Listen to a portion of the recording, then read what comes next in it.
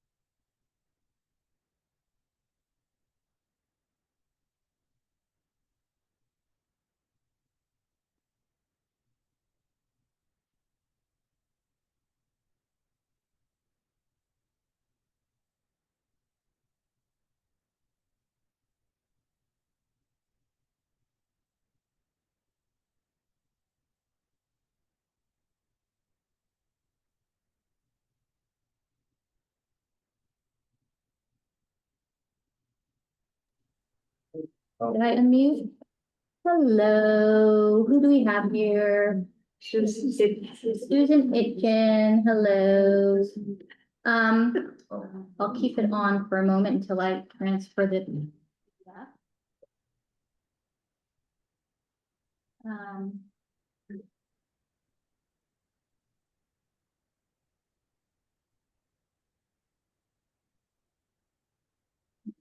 Put it in the computer.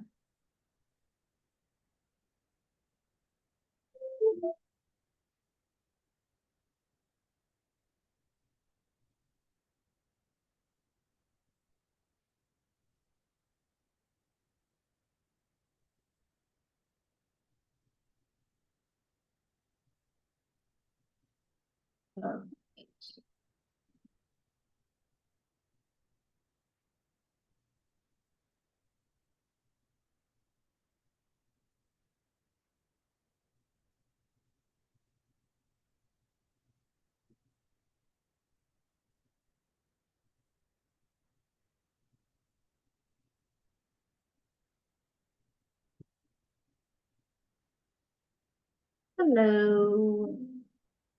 Welcome. We'll start this in a moment. Enable content. Slideshow. Here we go. Yeah, just. Great.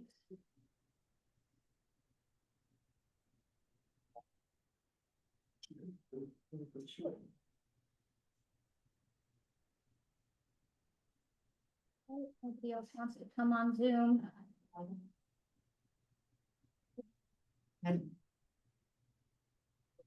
Susan, if you ever want to say something or raise your hand, I have a little bit of challenge and I can't always see what's happening on the Zoom.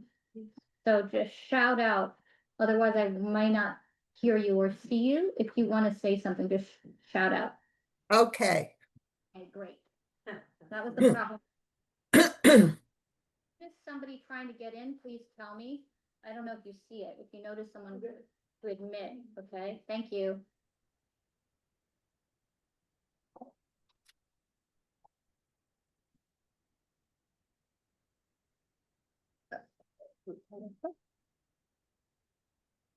Goodness gracious. Oh, that's what I'm trying to get to. It's not showing. Oh, No, right there. where's my PowerPoint?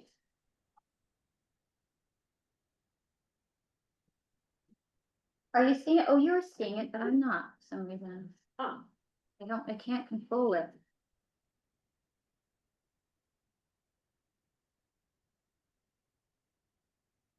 Forgive me for these technical issues. Okay. So let's get started. I forgot the guitar. Oh, no. Wait, it's just in the other room. Do you mind? I'm so sorry. I'm coming. It's a lot of fun. I wish I could sing more songs, but then we'd just be singing the whole time. You want with that? Okay.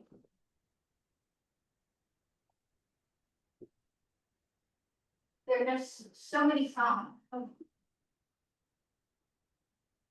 The reason why we get there, bro. First time we missed it. Because you gotta get a leak in this. So it's gonna be-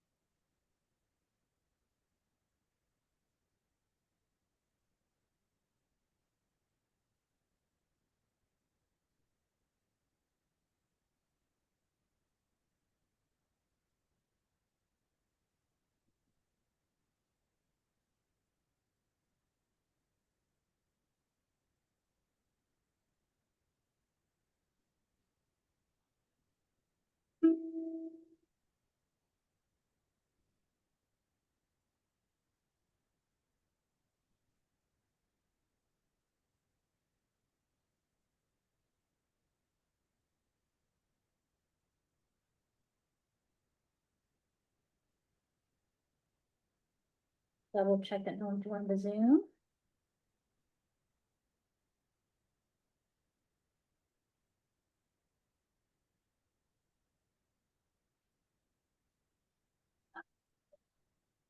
You have the words.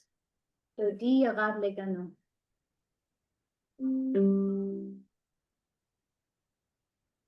Dodi Avad Legano, Lagota Boshem, Agota Boshem. Dodi Avad Legano, Lagota Boshem, Agota Boshem. Mil ot pagani, velikot shoshani.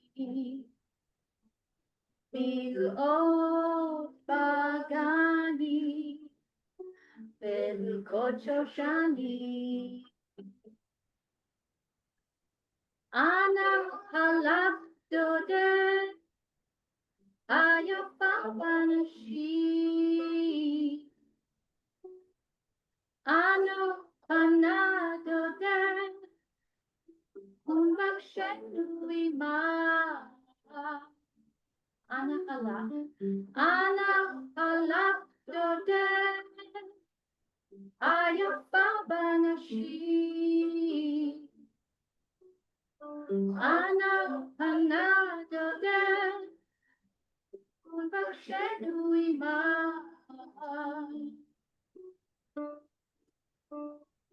Dodia Legano, La Gota Bose, La Gota Bose. Dodia Legano, La Gota Bose, La Gota Bose.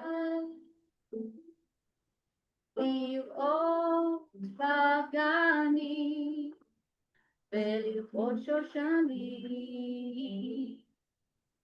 Li'ot pagani, velikot shoshani. Li'ot pagani, velikot shoshani. Li'ot pagani, velikot shoshani.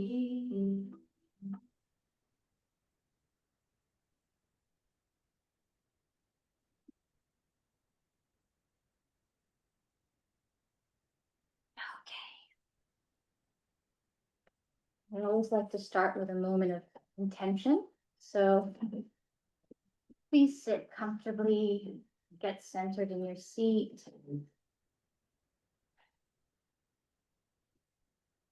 You can close your eyes if you wish, if you're comfortable doing so, and we'll just take a deep breath in together and exhale. And one more time in and exhale. I invite you to make a personal intention for the evening. It doesn't have to be directly related to what we're going to study. It could be whatever you have, whatever you're coming with. And maybe, just maybe, what we discussed this evening will bring you something meaningful, something to take home with you tonight. The Song of Songs invites us into an encounter with the text and with old ideas that have traversed oceans of time to meet us here. If anything, that in itself is something to contemplate. So we'll say the blessing together. Susan, can you see the PowerPoint? Okay, just want to make sure. Yeah. Let's say the blessing together. Baruch Baruch atah Adonai Elohim asher asher kitshanu kitshanu b'mitzvotav v'tzivanu la'asok b'divrei Torah. Amen. So I wanted to begin with something interesting today. Let me just having technical. I just want to make sure I can see here. go through. There's the pipe. On the text. And we're going past the music. We didn't get to this. I wish we had. This is some of the descriptions of the jewelry. Now, today we're going to start with visual arts. Visual arts that were particularly Marc Chagall. You may or may not have heard of Marc Chagall. He interpreted the Song of Songs in a series of paintings that he created in between 1958 and 1966. I'll give you some background on Marc Chagall. He was born into a Hasidic Jewish family from Vitebsk, I think that's how you pronounce it, which was part of the Russian Empire, which is now known as the area called Belarus. He studied at St. Petersburg and then moved to Paris in 1910, where he absorbed influences of Fauvism, which is like the bright colored art, Cubism, and Surrealism. But at the same time, developing his own particular poetic, dreamlike style, characterized by floating figures, vibrant colors, and imagery drawn from Jewish folklore and the Bible. Just to give you an idea, I don't know, some of his contemporaries, and he actually had a working relationship with people like Pablo Picasso, Henri Matisse, Salvador Dali, Jean Miro, Kandinsky, Modigliani, and Chaim Soutine, another Jewish artist of the time.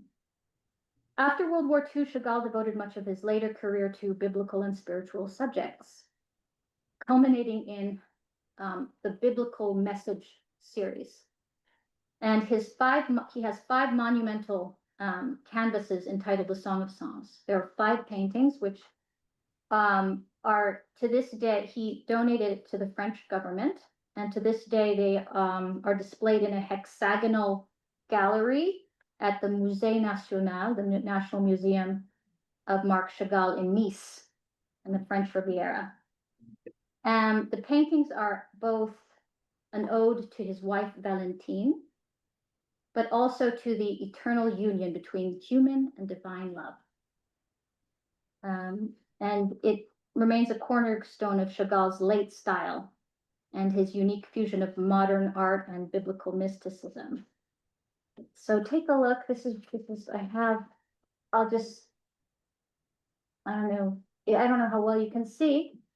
A lot of reds, a lot of blues. At the lower left side, you can see an embracing couple.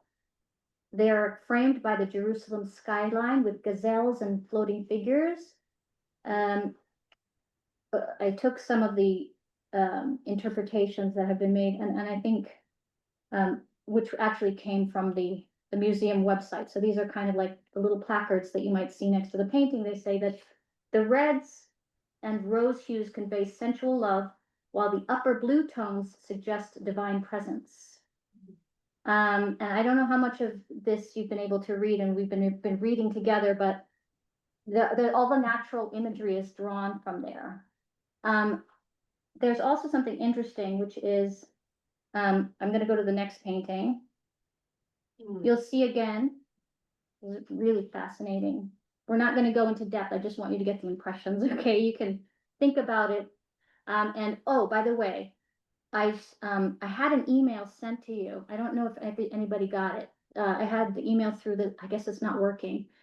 I want all the materials to be available to you, so I put it on like a Google Drive, and I sent the link through the secretary at the office, but I guess it's not coming through. So if you ever want to, you'll be able to access these later if you want to look at them again. I'm going to try to get that. I'm going to have to check what's going on with the emails.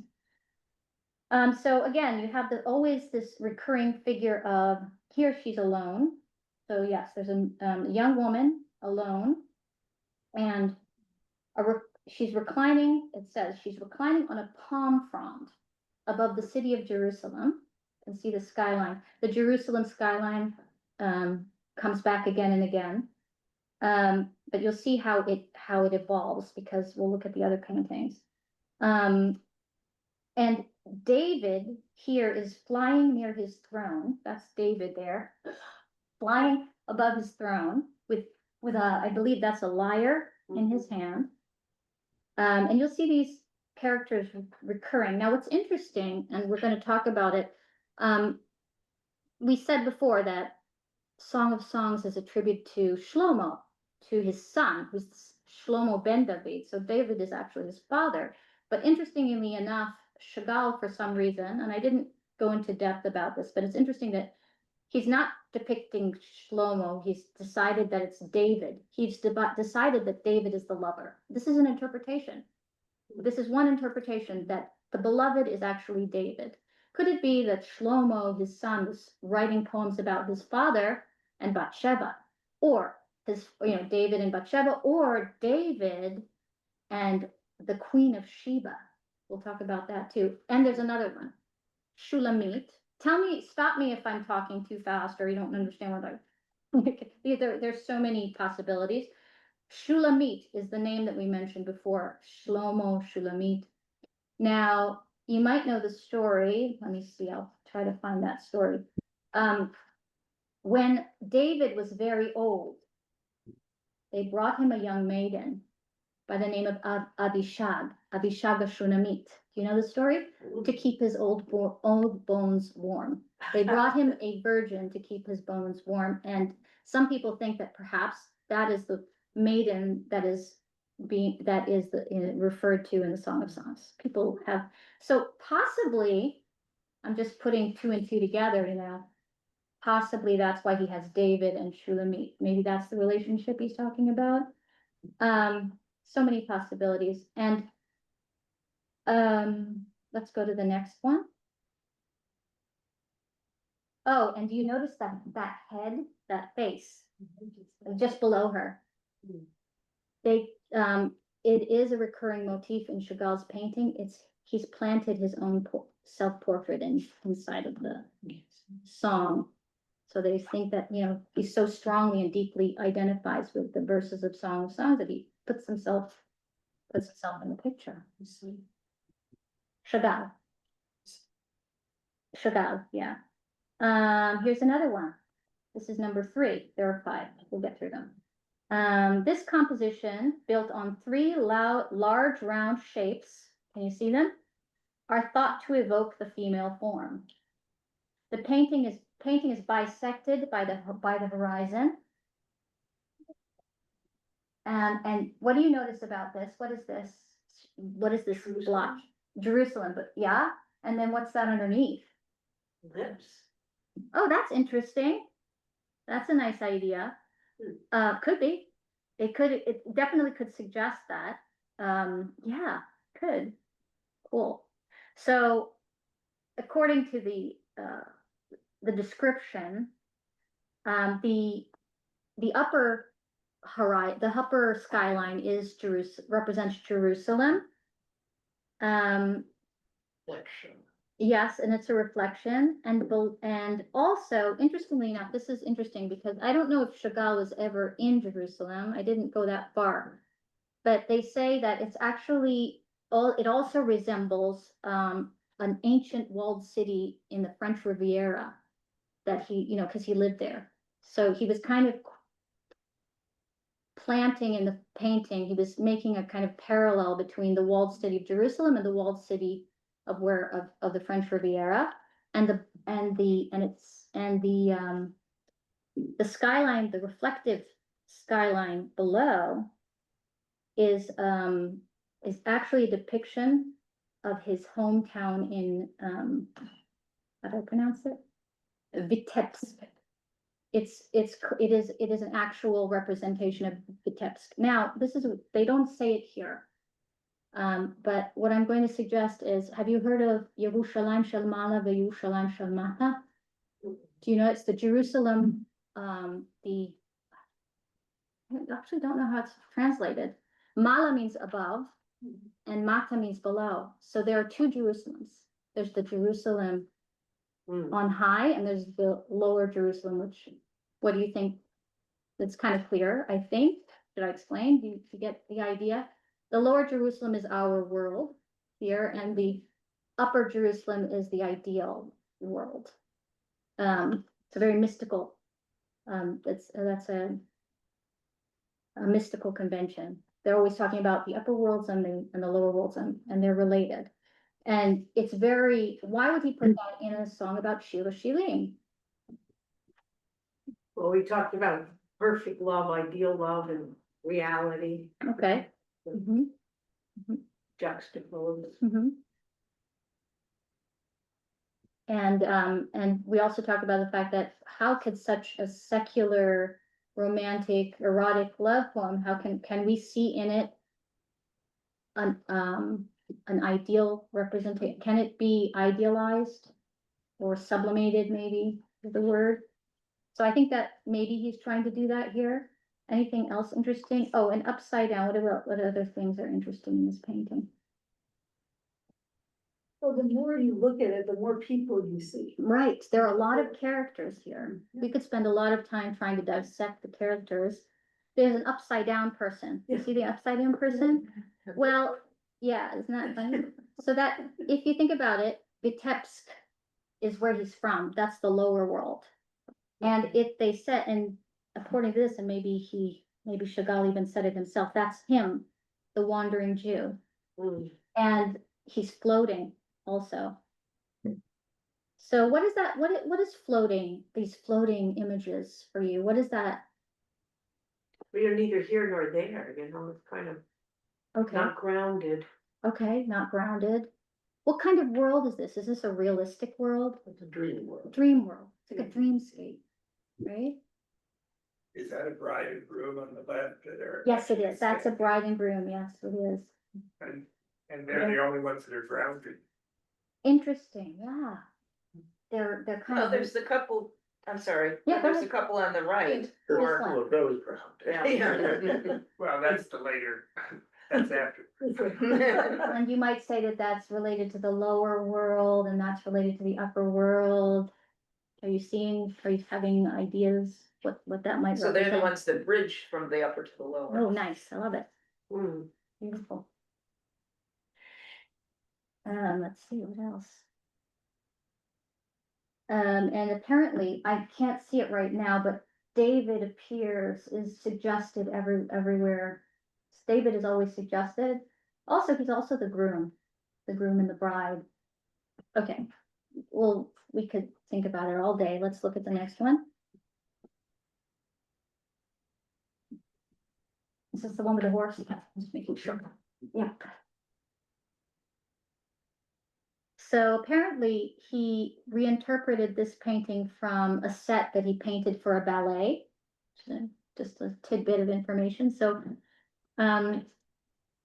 speaking of like the figures that float are kind of like dancing, and one of the aesthetics of ballet. Do you know about the aesthetics of ballet? I studied dance history and dance. So, right, they're supposed that ballerinas. Why do they stand on their tippy toes? Why do they dance on their tippy toes? Because they're supposed to be as if defying gravity. They're supposed to be like almost above gravity. That's the aesthetic, that they're light. Yeah. They release their hold on the floor, they just. Yeah, float. they're not bound by gravity. So that's an interesting connection. So that's the bride, and you can see the bride and the groom. This time you can clearly see he has a crown. And his face is green. And apparently that means there's an expression in Yiddish. I don't know any Yiddish speakers here. Does someone want to come in? So Yiddish, in Yiddish, there's an expression called to be green with emotion. Right? So that's what it seems to be a reference to that. Or the green hair. The green face. He has a green face. What does the expression mean? Emotion. So to be green with emotion, Yeah, green with emotion. what does that mean? Having Well, emotion? I think it means overwhelming emotion. When you're overwhelmed, I don't know. It's a strange expression. I don't know, but that's what they attached to this painting. There's green with envy. There's green with envy, right? Yeah. Green isn't a natural color of a human face, so maybe, I don't know. If you say somebody's face look green, you mean they look really, really sick. Yeah, usually green, but you can be green with envy Mhm. and green with emotion. That's a different kind of green. According to a book on translation that I read a few years Uh-huh. ago, that in all languages, colors have other meanings besides the color, and it's different in different languages. So like red has like a warlike feeling or love in English, Mhm. whereas in Russian, they said, this book said it means homosexuality. Interesting. And yeah, it's in every language, there's different. There's a cultural associations colors. with colors. Right, and it's different in different languages, so you can't assume that your language and the other language that he's thinking about have the same association. Mhm, mhm. So, well, he came from a Hasidic background, Yiddish speaking background with all the rich expressions that they have, and that is the connection they made with green here. It also contrasts the red. It's like a complementary color, so it even more so kind of projects out. Must be a lot of very emotional. It's you're drawn to that green spot in the middle of all the red. But the other David figure is on the lower left, Mhm. where he's got the crown, the lyre, the blue face, and the Mhm. yellow I wellies. wonder what that means. I don't know, but definitely, it's part of Chagall's aesthetic, which I cannot say. I'm not an expert on Chagall, but he believed that colors had meanings. He had very specific understanding about colors and meanings, and his paintings were very colorful. But I don't know all of that. That would be like a subject for a whole other. Whole other Are day. these paintings used, you know, there was a whole series of his things in glass at the Hadassah Hospital. Oh yeah, Are these the same ones or just a different? these are different. These are different. These are located in the museum, the Chagall Museum in Nice, in France. Let's see, there's another one. It's harder to see, it's a little more faded. This Another one, green face. yeah, green face, yellow face, we don't really know. Look at the colorful sun, that's a representation of the sun. They say it somewhat resembles a Star of David. It's very colorful. Yeah, it's very faded, but it says it's hard to see, but the artist depicted on the far left, the throne of King David, surrounded by lions of the tribe of Judah, on which is inscribed Jerusalem in Hebrew. The sky is teeming with dancing figures and a brightly colored sun shaped like the Star of David. The bride is surrounded by flowers and fruit, the promise of a long line of descendants. So in general, this is the last one, right? Yes. His compositions, they say, often divide the canvas into two zones, an earthly realm and a celestial realm. Like we said, Jerusalem below and celestial Jerusalem and earthly Jerusalem. Anything else interesting?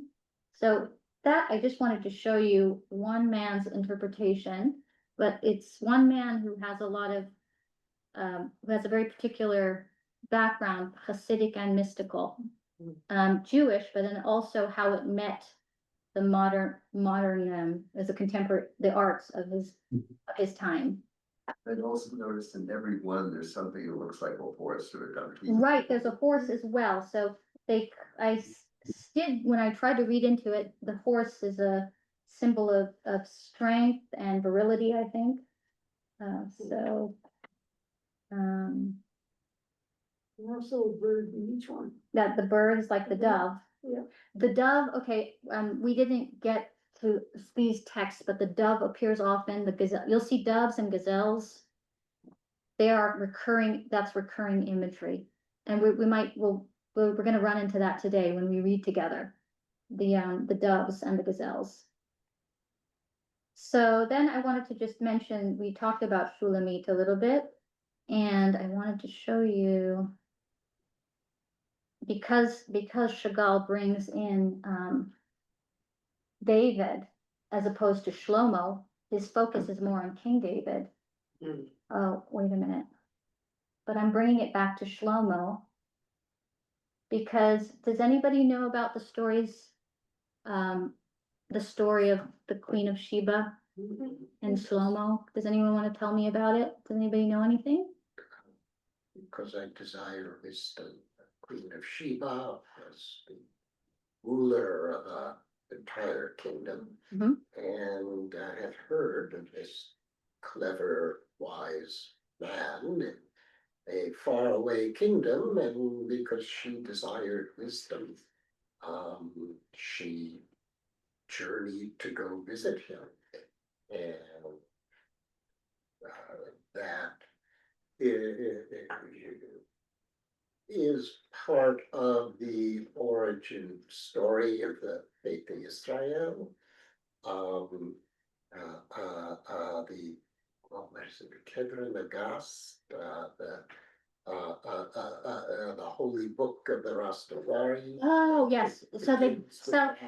right, so Sheba, okay, there are two cultures that claim Sheba, the queen of Sheba, she's queen of Sheba, it's not just her name, she's the queen of Sheba. There are two cultures that claim her as their own, we don't know which one it is, so it's either, it's Teman, Yemen. Some believe that she's Yemen, like an ancient Yemenite queen, they're convinced that she's theirs.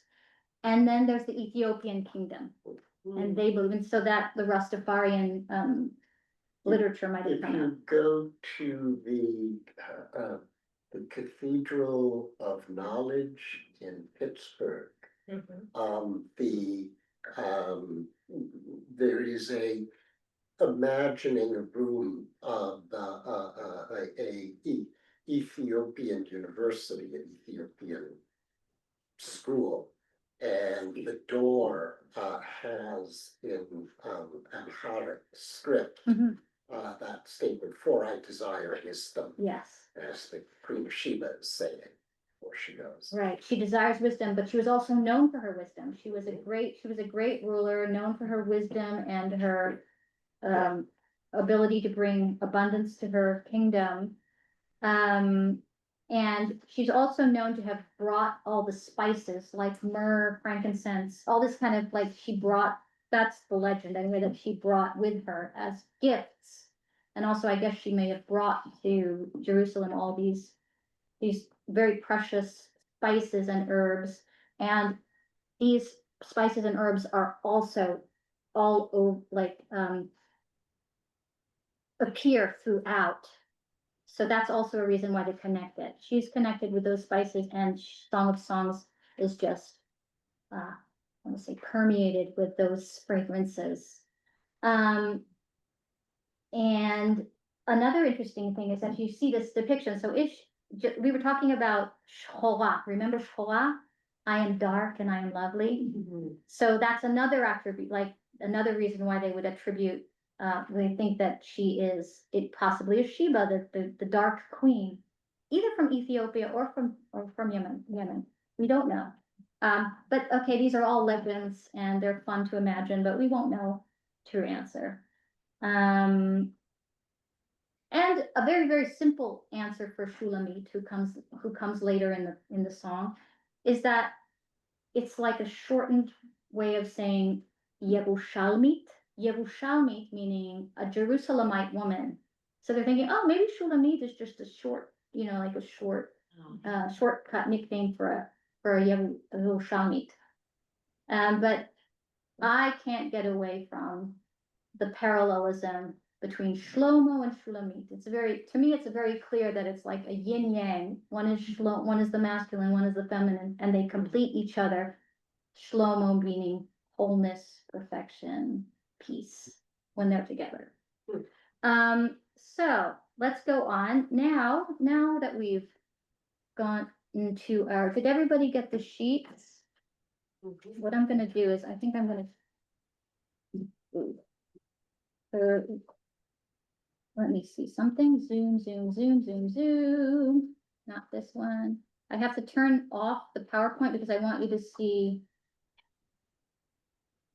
Oh gosh. Okay, so we're gonna look at these texts. Susan, I'm trying to help you by getting, I don't know if you can see the PowerPoint. Not the PowerPoint. How do I, I'm sorry, I'm technically challenged here. Menu, view. I'll put it on full screen mode. Okay, good. Do you see that? Do you see the, No, oh, poo. I guess I have to stop the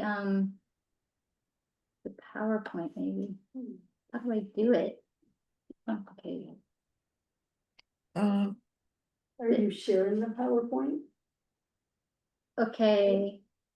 I'm gonna, Oh. do you see now the, yeah, do you see the pages?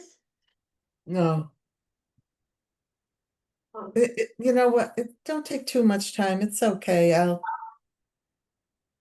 listen. So, do you see those texts? Do you see the No. text? Oh, well. Admit here. So I'm gonna, okay, so anyway, while I'm trying to figure this out, I'm just gonna, well, I'll figure it out and I'll share the text in a moment. So segueing from the dream sequences of the dream world of Chagall, we're going to go into a textual study of, you have the sheets. We're gonna read this text together. Oh, no, not, oh, I made a mistake. No, no, no. I do not wish to end the meeting, so sorry. There we go. Or is everybody in? Oh, I lost whoever was on Zoom, sorry. I'm sorry, guys, I know I have to share. Yeah. Share this, There you go. share. It's just it's a bit awkward. Ah, So, yes. Yeah. yay, okay. So we're going to read two passages. We're going to compare two passages that are they're parallel.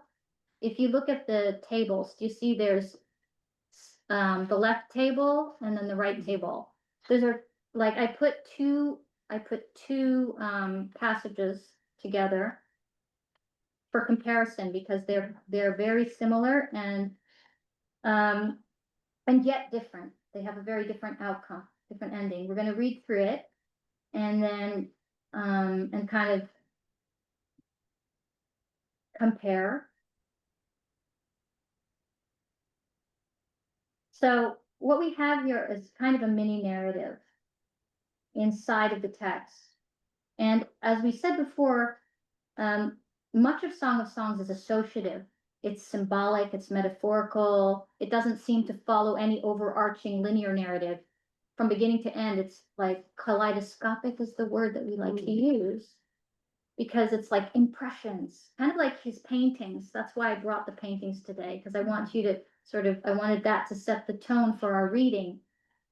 You can't exactly understand what's going on, but your eyes pick up this and that and this and that, and then you zoom in and it has a world of meaning inside of it. But the reason I'm bringing these passages is because there's actually a narrative inside, and it happens twice, which is what's interesting. It happens twice, but it ends differently. The circumstances are different. And I like to say that when something happens twice, it's not random anymore, right? And from the world of choreography, where I come from, if you do the same series of movement, like this is like random, but if I keep doing that, it becomes a dance. There's a pattern. It starts to have meaning. You could, with slight variations, it becomes a language. So that's why I wanted to look at it that way. There are things to grasp here. It's not just kaleidoscopic. It's not just, there are things that we can try to grasp onto and find meaning in them. And you are all familiar with Aristotelian poetics. I know you are, because we all grew up on it. I know it sounds like, oh, Aristotle, but what is it? What is it? What did Aristotle talk about? He talked about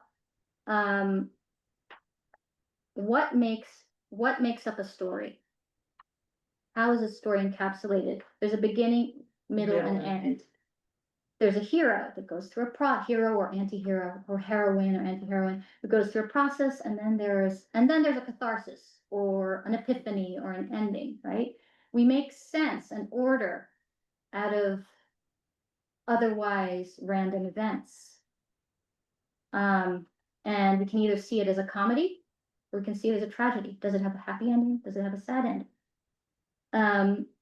So Aristotle explained it very beautifully, but he didn't make it up.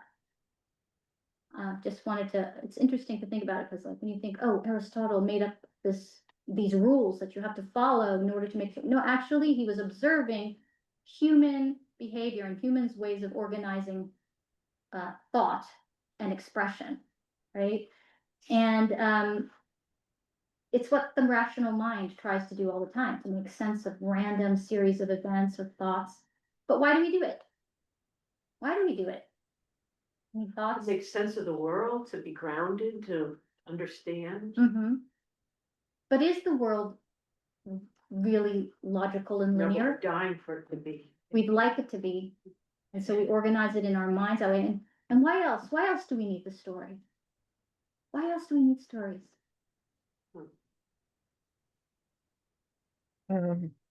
Yeah. Are you talking to me? Oh, I thought you had something to say. Oh, yeah, I do. The question was, why do we need stories? Why do we need stories? Well, it's a way to learn. It's a way to expand your experience of the world. Mm-hmm. It's a way to grasp the world, to bring it into a level of understanding Mm-hmm. when you can put it in words. Mm-hmm. Mm-hmm. And then once we put it in words, once we have packaged an idea or a story, You that's pass it on. that's right. Like you said, it's to pass it on and also to communicate. Something's important to me. I want to talk to you about it. I want to express something. I want to feel that I'm understood. I want to feel solidarity, resonance, all sorts of things. There are probably many more answers. But I just wanted to throw that out here because we kind of take the story for granted. We take for granted that we organize our minds and our thoughts in orderly, linear fashions, but actually, is reality so orderly? Or is it something we create? And so this poem, like we said, it's kaleidoscopic, but there are stories in it. Where, and then I want to bring the question back in again. This is a stretch, but not a stretch. Where is God? Where is God? We were Tselem Elohim. We were made in God's image. Where is God? Is God in the linear, rational narratives, or is God in the chaos? Or is God somewhere in the movement between? These were, It's all a guess. I don't know. Is it here as we try to make sense of this poem, which tried to make sense of love and relationships between humans and relationships between humans and the divine? Enough philosophizing. Let's get to the text. Let's read together. I'm just going to read it quickly just so that we get down the text, so that we get down the main ideas. So I'm going to read down the left column. I skipped around a little bit, but it's basically chapter 2 and 3. I just cut out some of it. I am a rose of Sharon, a lily of the valleys. When you see blue, sorry, I forgot to tell you. So white is the female voice and blue is the male voice. So I made it easy for you because it's very confusing, but this is the generally accepted understanding of the text. So if you see blue, oh, it's too confusing, I'm sorry. The light blue fill is man, but really it's the female is speaking most of the time. So it's like this. I am the rose of Sharon, a lily of the valleys, to which he answers, as a lily among the thorns, so is my friend among the young women. She's saying, you're a flower I'm a flower. And he says, yes, you're a flower among the thorns. I choose you among all the thorns. And then she goes on.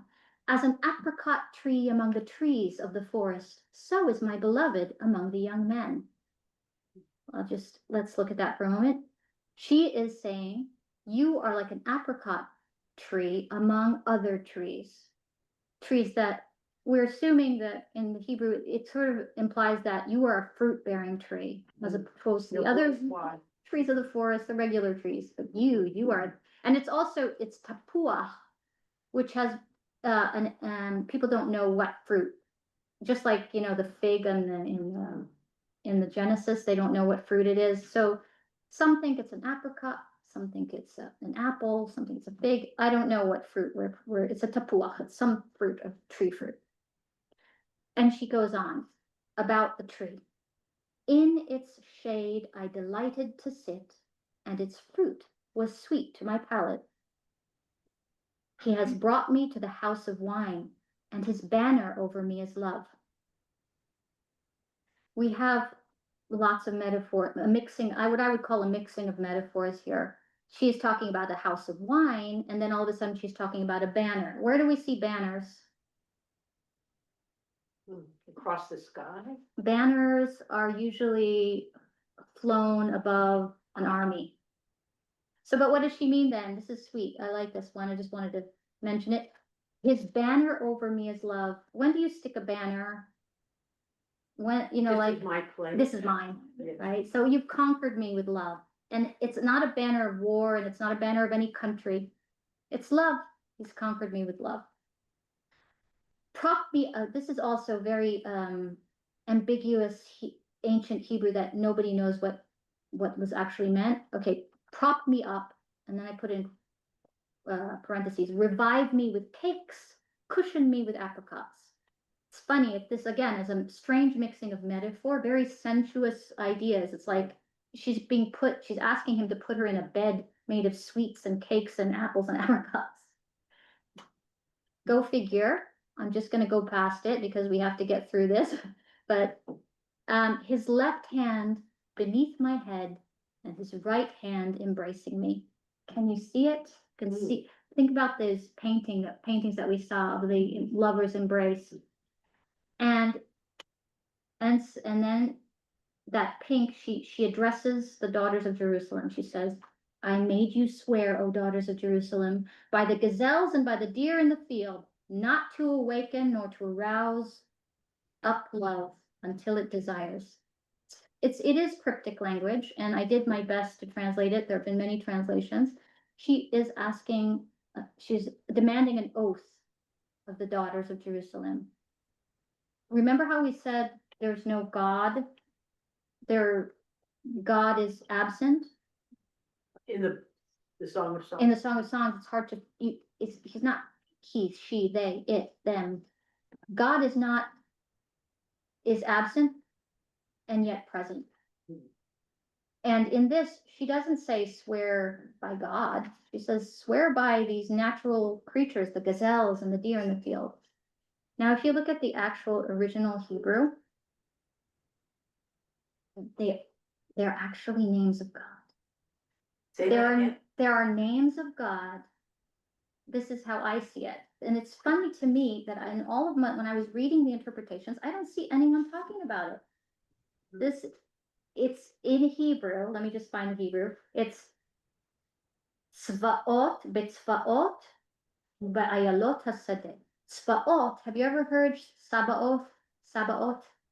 It's one of the names of God. It means deer.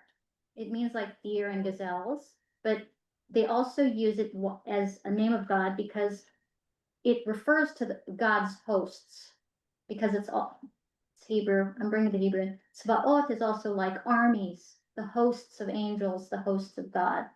Like, okay, that is there. And Ayalot HaSadeh also means the deer of the field, but there's a name of God. Ayalot is like El Shaddai. You heard El Shaddai? Yeah. It's all here, but it's like hidden. It's hidden. I'm still looking because maybe I'll find someone who said it as well. I'm sure they did. I just can't find it. I'm trying to find the reference. Well, they're being secretive about it. Yeah, because I don't know. It's interesting. It's hidden, just like everything is hidden. Everything is Mysterious. mysterious.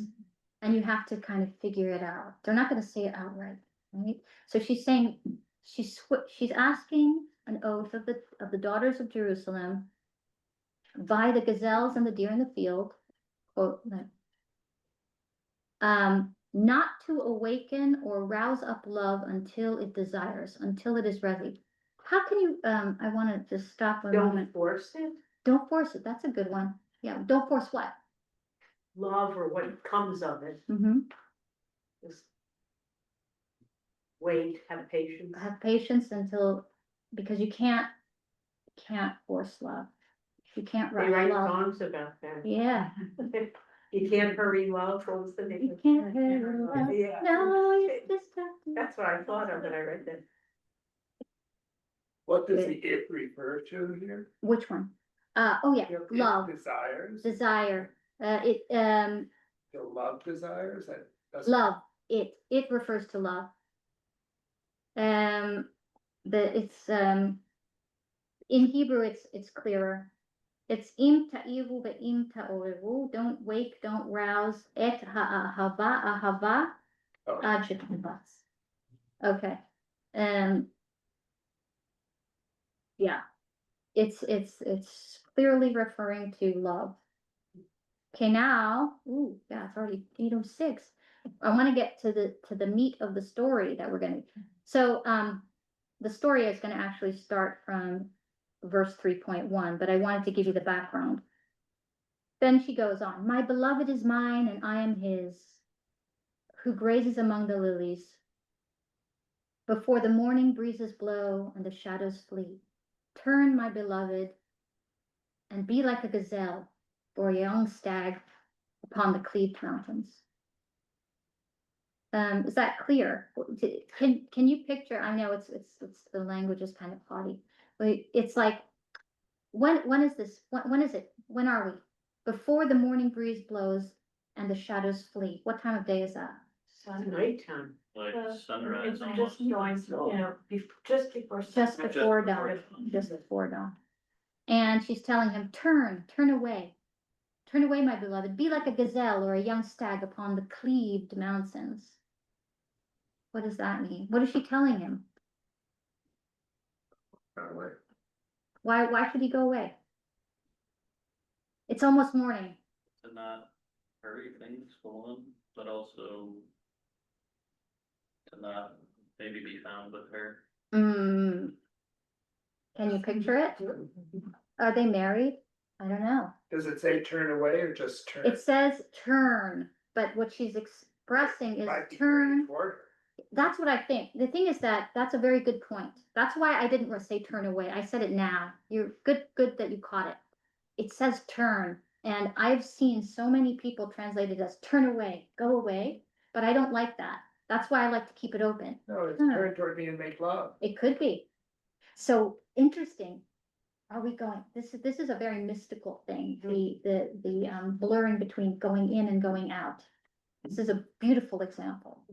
So is he turning away? Is she telling him to go away or to turn away or turn towards her? Because the imagery is like, turn, my beloved, and be like a gazelle jumping on the mountains, cleft mountains. You can imagine what that might mean. And we don't have to. Well, We clean don't. English has many Yes. Well, verbs, nouns, you know. there have been many translations. It's like cleaved, split. Basically, there's a crack in the mountain. There's a crack between mountains. That's what you're supposed to be imagining. So you can visualize what, figure out what that means. But for the above and below thing, Mhm. the gazelle and the young stag is also the metaphor that was just used for God. Yes. Whenever you see the ayalot, which is one of the words, you're always seeing if you always are relating to it in multiple ways, you can see all of the different levels of meaning. So is the lover then God? Is this a love story between the lover and her beloved, the divine? And now we get to the story. Now we're getting into the story. We said it's kind of we're in the dark right now, it's before sunrise, she says, again, there will be jumps in time. I'm not saying, again, this is not linear. Don't hold me on this. So we were at the moment of dawn, but now all of a sudden we're at night again. It says, in my bed at night, I sought him who my soul loves. I sought him, but did not find him. I will rise now and go around the city, in the streets and in the squares. Are you following? It's just the same guy. I will seek him whom my soul loves. I sought him, but did not find him. I want to read that again. In my bed at night, I sought him whom my soul loves. I sought him, but did not find him. I sought him. I sought him. What do you think of that? What is the tone here? Frustration, maybe, yearning. Yearning, frustration. What does it mean? So what's happening here? She's in her bed, and then what happens? I will rise now and go around the city. In the streets and in the squares, I will seek him whom my soul loves. I sought him, but I did not find him. Again, it keeps going over and over again. She's looking and looking and looking. Continue. The guards that go around the city found me. Have you seen him whom my soul loves? Silence. I had barely passed them. Oops, how come it's not going to the next page? How do I get to the next page? Oh, there it is.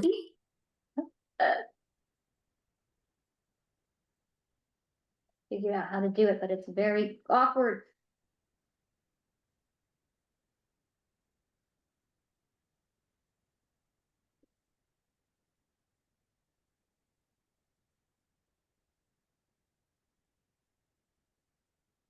Wow, sorry guys.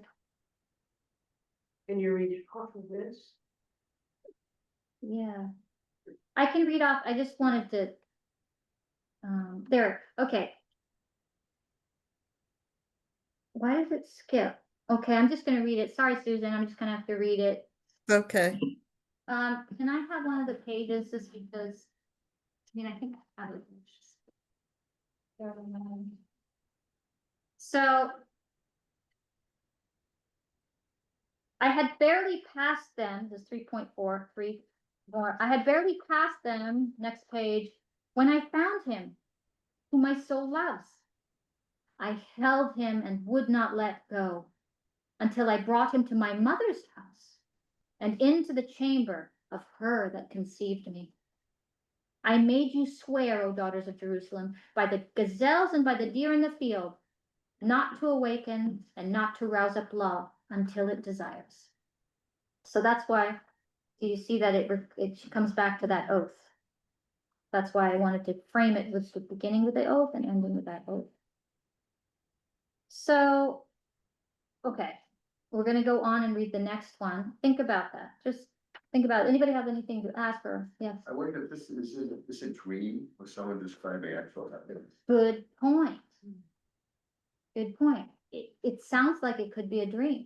A woman wandering around at night looking for a man. It sounds, she's in her own bed thinking about this and possibly reading about it. So it could be a dream or just an imagining, like Chagall's paintings. This is a dream sequence. Because can you imagine a young woman going out at night? Really? Not today and not then. Yes, I mean, that's pretty bold. That doesn't, and but is it a happy ending dream? Or a sad ending dream? Does she get what she wants, what she sought? So hot. She gets what she wants, she gets what she, however, not however, but just interesting, think about it, I'm just throwing it out there. What does she do when she finds him? Hold on to Mm-hmm, And brings him to mom's house. brings him to mom's house. him. Isn't that unusual? Well, I was thinking bringing him to family, making him real, making him acceptable. Mm-hmm, I don't know what the custom would be in a marriage. Would she be married? I mean, a generation ago, a bride got married from her mother's house. from the parents' house. Okay, And, you know, that's less So- of a custom now, but perhaps in that time. so the that's a good right. suggestion is that she wants to bring him and, how do you say? Does that make an honest? Make an A honest- woman of you, the honest woman of you. To make their relationship, Acceptable. socially acceptable. Just marry it. That's- Or just marry him, yeah, well, that's for that reason. But it's interesting that it's. And I'm gonna just, Isn't this in the biblical story of Isaac carries his new bride into his mother's tent and they make love? let's look that up, I'm not sure about that. Yeah, it's sort of vague memory. But isn't it strange? It's kind of interesting, but so usually, I mean, what I understood, it's interesting that you say that you go to the mother's house to get married, because what I think, and I didn't get to check this, but I think that normally it's the other way. You have to go to, that marriage happens in the groom's family's home, but I don't know. Different. But there's no, so then that brings me to this interesting idea that we spoke about last week, the predominance of the female presence here. There's no mention of God, the masculine God. There's no mention of father. There's only mention of mothers, his mother, her mother, the lover's mother, the speaker's mother.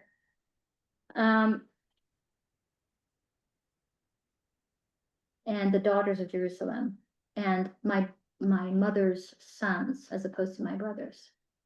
It's important for her to say that they're my mother's sons, and you'll understand that later if we ever get to it. There's a mention of mother's sons later, on a very intimate level. Yes, There were only certain times of the year you get married, but at other times you were betrothed before the marriage. mhm. Am I correct on that? You would go to your parents' house to announce the betrothal. My understanding was you could still live together, even though you weren't married. So I don't actually know I don't know exactly how Just saying. how it was done, and especially not then, thousands of years ago, but hundreds of years, 1,000 years ago. But it's just interesting, I think, suddenly bringing your parents into the story. Just something to contemplate. Bringing the mother and the mother's home. We can think about that more, but I want to continue. I just, I think there's a kind of, no, I don't want to get Freudian, but Oedipal and Electra, but, there's kind of I'm having difficulty with English all of a sudden. There's a word in Hebrew, let's to repeat. It's like she is now to become a mother. Like it's as if she's seeing her future status as a mother, because she's going back to her mother's house, into the room of her mother where she was conceived. I'm getting all sorts of like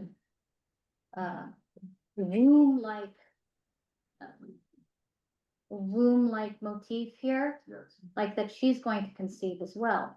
The room that she was conceived in, is that her mother's room?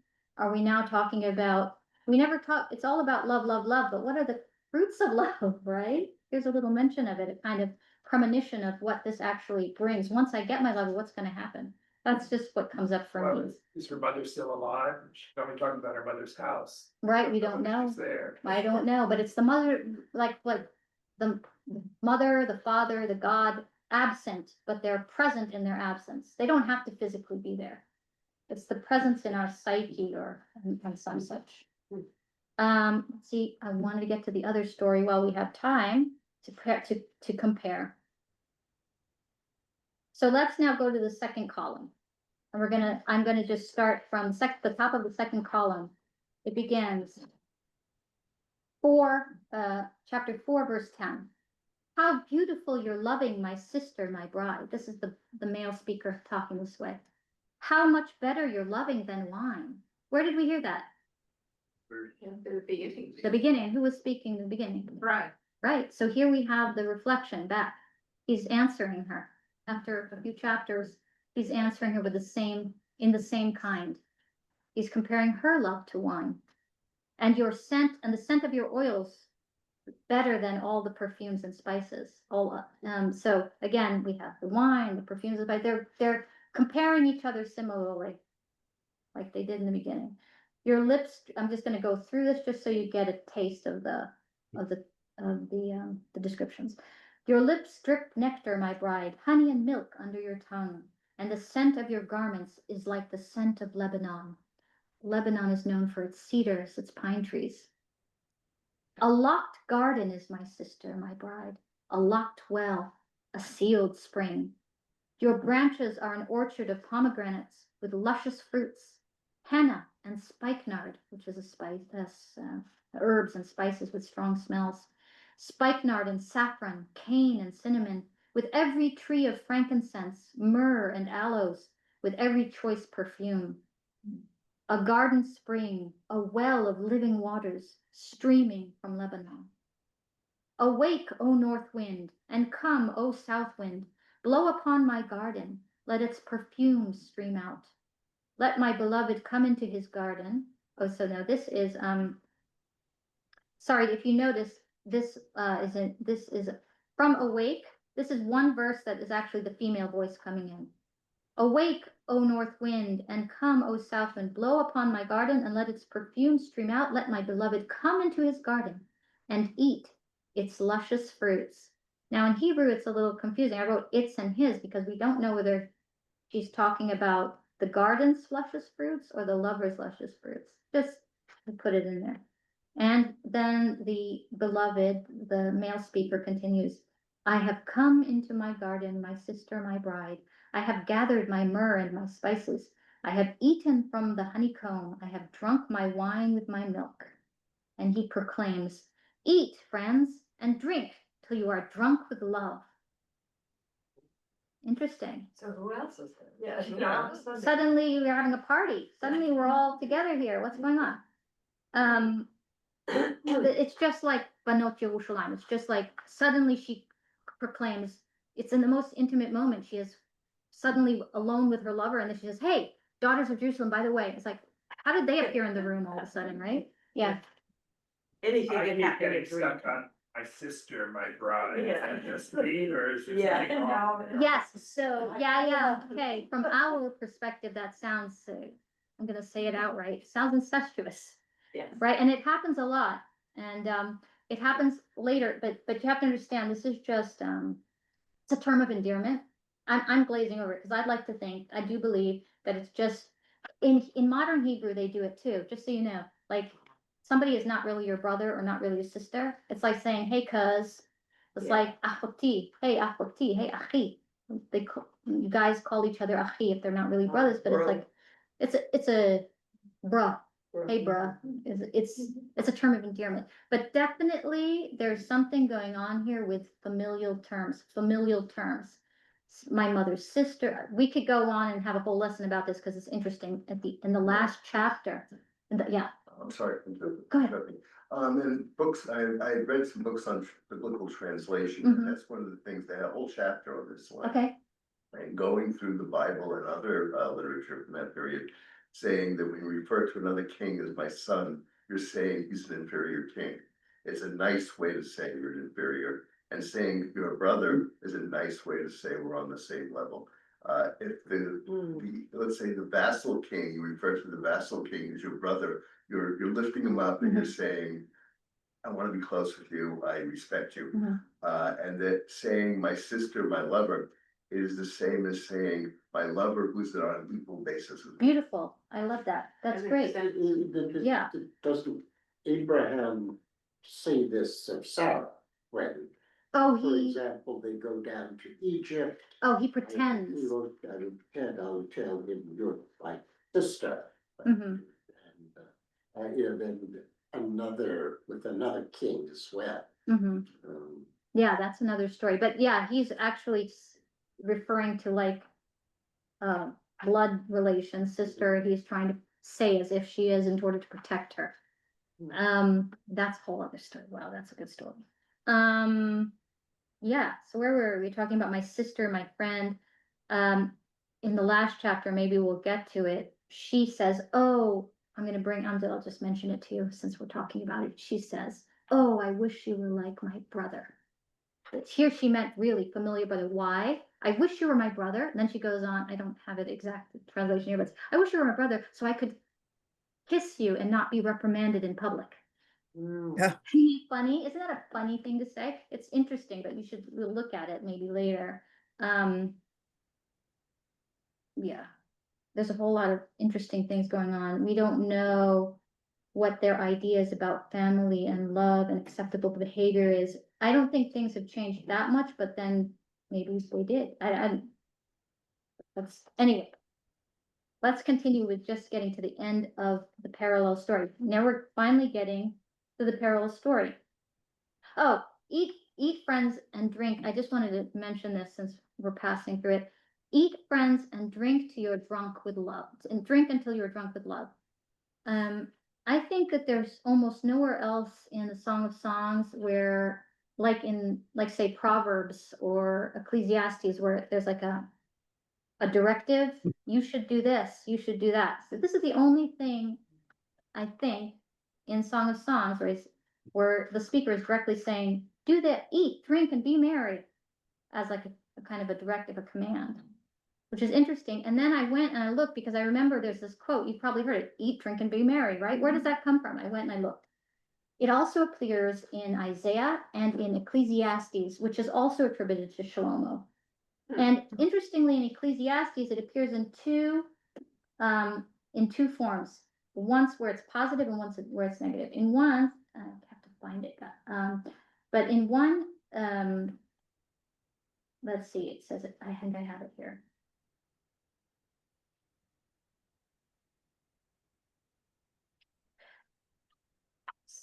I won't waste your time. Oh yeah, here it is. Great. So in one, it says, it's better to go to a house of mourning than to a house of feasting, for it is the end of all mankind, and the living will lay it to heart. So he's saying, don't drink and be merry. Don't go to the wine house, which we mentioned here before. We mentioned it earlier. Don't go to the wine house, go to the house of mourning. Contemplate death. And then, just a chapter later in this same Ecclesiastes, then it suddenly flips. This is very confusing. It flips and it says, and then I commended mirth, because a man hath no better thing under the sun than to eat and to drink and to be merry, because it offsets the end of a hard working day. That's what you should do it. You need leisure time. So you have conflicting approaches to, should we eat, drink, and be merry? And also, that's the pshat. Remember we talked about the literal translation, but what does it really mean? Eat friends, and drink till you're drunk with love. Be joyous. And what kind of drunken love are we talking about? Are we talking about drunken love, really? No. Or are we talking about Excited love? Excited love, but we also talked about divine love. This divine euphoria possibly being suggested here. Okay. Oh, 2 minutes. Let's see. I'm going to read through this. And you remember what happened? She wakes in the first story. What did we say? We saw she woke up in the middle of the night. She's half in dream, half in sleep. We don't know if she's awake or asleep. And she goes and she's having all sorts of strange imaginings and seeking her lover, this longing for her lover. And so she rises. We don't know if she really does. Goes out to the city, sees the guards, approaches the guards. How bold is that? And says, have you seen my lover? Would you do that if you saw like cops down the street and you're like, right? And they don't answer. There's no voice. They have no voice. They're just these presences, right? And then she passes by them and finds her lover and takes him home to her mother. Now let's read the next one. 5:2. 5 verse 2. I was asleep, but my heart was awake. I was asleep, but my heart was awake. What does that mean? That in her dream, she found the truth. She found what it was she was seeking. Nice. So that's what happened, but let's keep reading. Yes, that's what happens in the first dream. So to be asleep but have your heart awake means there's a certain I'm not saying this is an interpretation. We mentioned it's possibly a dream. If your heart is awake while you're sleeping, that could mean your subconscious mind, your heart mind is active even though you're actually asleep. And she hears something. Listen, it's the sound of my beloved knocking. It's a little bit different from the first stories. The beloved appears. Open for me. This is the male speaker. Open for me, my sister, my friend, my dove, my perfect one. For my head is drenched with dew, my locks with the drops of the night. Okay. Imagine that. Imagine it's a metaphor for something. Okay, we're not going to go deep into that one, but think about it. I have already, and then she answers, he's knocking, knocking, knocking. I have already taken off my gown. Must I put it back on? I have washed my feet. Must I dirty them again? My beloved reached his hand, and this is another ambiguity. Is he reaching for the door or is he reaching from the door? Is he pulling his hand away or reaching? It's not clear in the Hebrew. You're not sure if he's reaching out or pulling back. It's really interesting. My beloved had reached or pulled away his hand from the door latch, and my insides, it's literally my intestines. This is what it says in Hebrew. My intestines stirred for him. It's like a feeling of butterflies, I think. She hears his voice. He's almost there. She feels the butterflies. I rose up. Here, she rose up again. This time she rose up again, but in a slightly different context. To open for my beloved, my hands dripping myrrh, and my fingers liquid myrrh. Lots of liquid oils. Upon the handles of the bolt. What is this doorknob? What are we talking about? Doors and bolts and Things that are locked and then. locked and opened and locked and barriers and doors and walls. And I opened for my beloved, but my beloved slipped away and was gone. My soul went forth after his words. This is also an ambiguity. My soul went out. We don't know what it means. It could mean that, again, she's dreaming, right? So she followed him in spirit. My soul went out could also mean I fainted, I died, my soul left me. My soul went out. We don't know what it means. It's a very strong emotion, though. I sought him, but did not find him. I called him, but he did not answer. The guards that go around the city found me. They struck me. They wounded me. They tore off my shawl. The guards of the walls. Okay. This is and then she calls to the girls of the daughters of Jerusalem again. 5:8. I made you swear, O daughters of Jerusalem, should you find my beloved, what shall you tell him? That I am sick with love. So I'd hope that we would talk a little bit about the differences of these two stories and what's the significance of putting these two stories together. Both versions appear not too far away from each other. Any last? You know, at least possibilities. So in one, there's consummation. Well, of course, it's a dream. And in the other, what happens? How does it end? He's badly, It- injury. Trauma. She's abused, or in her mind. Because if it's a dream, what kind of dream is it? There are two different kinds of dreams. So it's a dream of loss, it's an unsettling, a bad dream. Yeah, bad dream. Nightmare. Nightmare. Mhm. So we have two dreams here, two possibilities of outcomes for desire. And then I prepared some questions. I know we're ending now, but I'm going to throw the questions out for you to contemplate. I was hoping to get you all to talk to each other and share. It's okay. On the back, it's like questions for comparison. What motivates her to get up and go forth in each passage? Can you map out the journey or the process that she goes through in each passage? How do the two endings differ? And what is the significance of placing both passages side by side? Is there a moral? And if so, what might it be? And if we had time, I would ask you to look at the other metaphors that pop out for you. Does anyone want to say any last realizations or understandings or thoughts or ideas? It could be anything. Heavy. You feel heavy? Do you Well, feel, heavy with so many questions. right? I think that what's powerful is that first you have the consummation.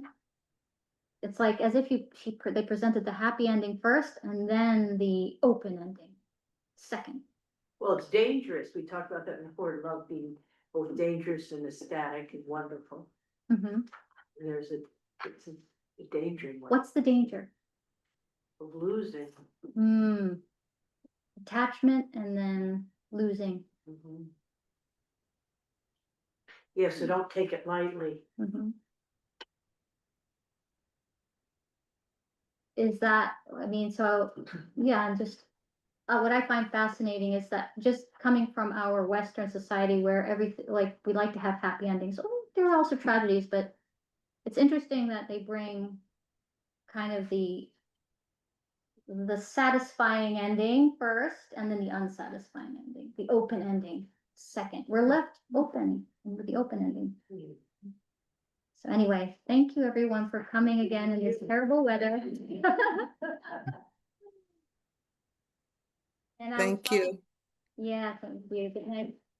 I'll try to get the emails out with the stuff so you can look at it at home.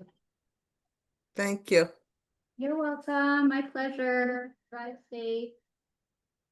Good night.